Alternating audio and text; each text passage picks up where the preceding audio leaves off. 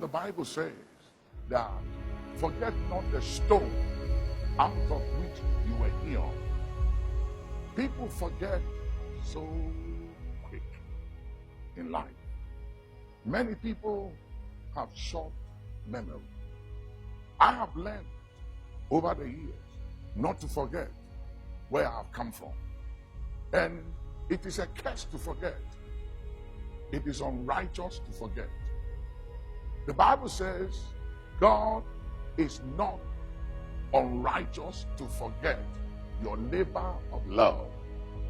When you forget those who have loved you, blessed you, helped you, advance your cause, when you forget them, you are unrighteous.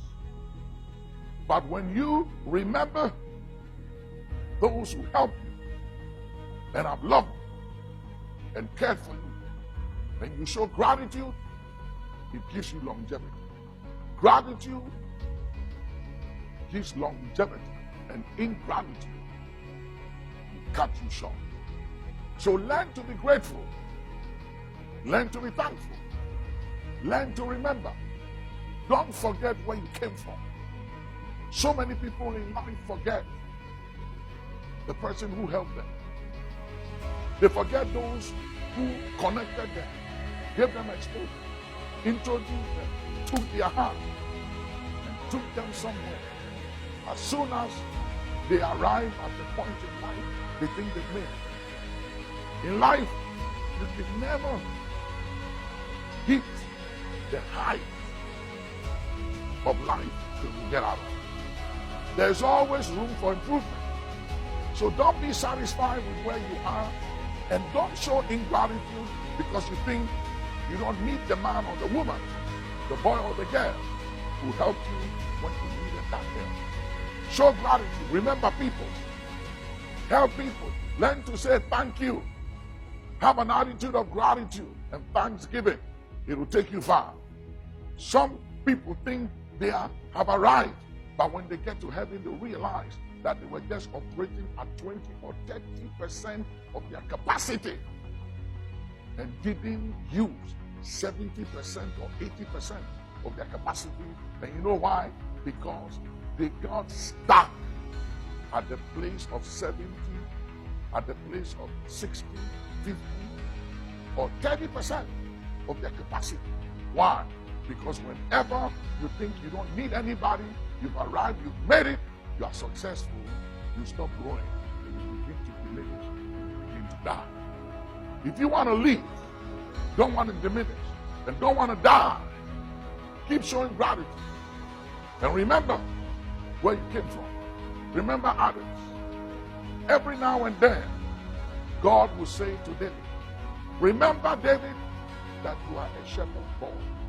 And I took you from the sheepfold, and I made you king over Israel. And I gave you your master's throne and your master's wives. God always reminded David. In Deuteronomy 8:18, God said, remember the Lord thy God. Why? Because success, wealth, power, money can make you forget. But God said, remember. Remember that success and power and influence has expiry dates. And for every action, there are consequences. So you might be powerful right now. You may have millions of dollars in your bank account and outside your country, in foreign accounts.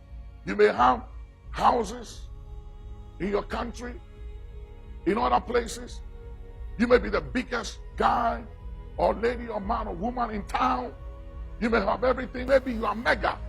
You are the biggest voice and person. You are private jet. You are loaded. But hear me. All that is sinking sand.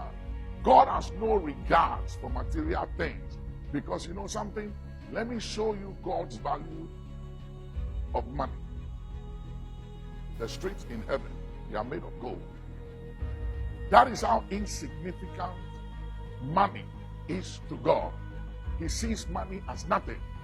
So if your confidence and who you are and how you relate to others, and especially those who have helped you in life before, is derived from material wealth, blessings, and money, or influence or power, you are to be pitied among all men. But if your confidence is derived from this one thing, that you know the Lord, who executes judgment, righteousness, and justice on earth, then you are on a good track in life. So learn to remember. And don't be puffed up. Don't be arrogant. Don't be proud, which you were never before. But suddenly you have become proud and arrogant. Why? Because of things. A man's life does not consist on the abundance of things that he possesses. So don't let things, don't let accolades, don't let events and relevance in life and access and influence make you go insane. Arrogance and pride is insanity. It's madness. Be wise, be sober, be vigilant. Your life does not consist on the abundance of things that you possess. If you think you are who you are because of the money you have in your bank account, or because of your success, or because of your achievements, you are deceiving yourself. You are a child, you are a kid. None of those things makes you who you are. You are who you are by the grace of God, outside of possessions, outside of material things. You are who you are by the grace of God. I am what I am by grace, not by money, not by buildings, not by investment, not by achievement, not by success, not by how big or large I am. I am who I am by the grace of God. The credit must go to the grace of God. Let's give God the credit, and let us not be anything outside of grace. And you will live long and you will go far. Remember, gratitude gives longevity. Ingratitude will cut you short. Show gratitude and live long.